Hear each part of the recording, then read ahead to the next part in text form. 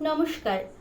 আজ ভারতবর্ষের ৮০তম স্বাধীনতা দিবস উপলক্ষে আমার নিবেদন কবি সুকান্ত আচার্যের লেখা পতাকার ৫ রং।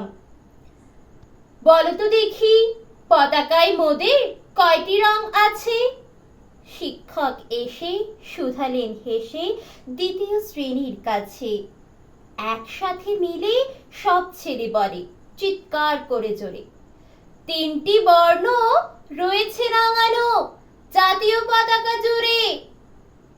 শ্রেণীর পেছনে বেঞ্চের কোণে শিশু ছিল এক বসে। পতাকার মাঝে ৫ রং আছে, বলল সে মৃদু ভাষে। কথা তার শুনে বাকি শিশুগণে হেসে খায় লুটোপুটি।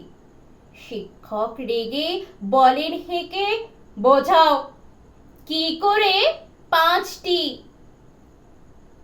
মাথা নিচু করে ভয়ার্ত স্বরে সরল শিশুটি বলে, ওপরে গেরুয়া মাঝখানে সাদা, সবুজ আছে তার তলে, আর আছে আঁকা গোলাকার চাকা, নীল রং আছে এতে।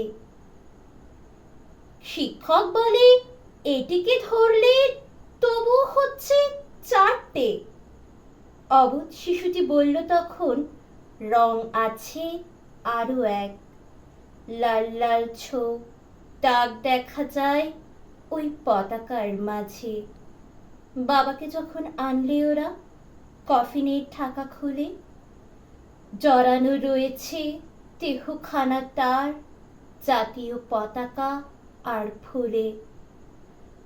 রক্তের দাগে ছিল লাল ছোপ ওই পতাকার মাঝে। এই নিয়ে মোট হলো ৫টি, এবার তো ঠিক আছে।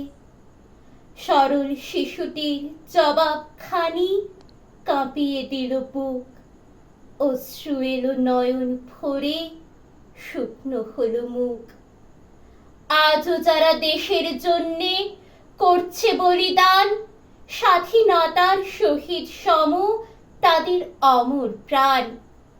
হয়েছি স্বাধীন, পেরিয়ে গেছে অনেকগুলো বছর, দেশ বাঁচাতে যাচ্ছে যে প্রাণ, রাখছি কি তার খবর? নমস্কার।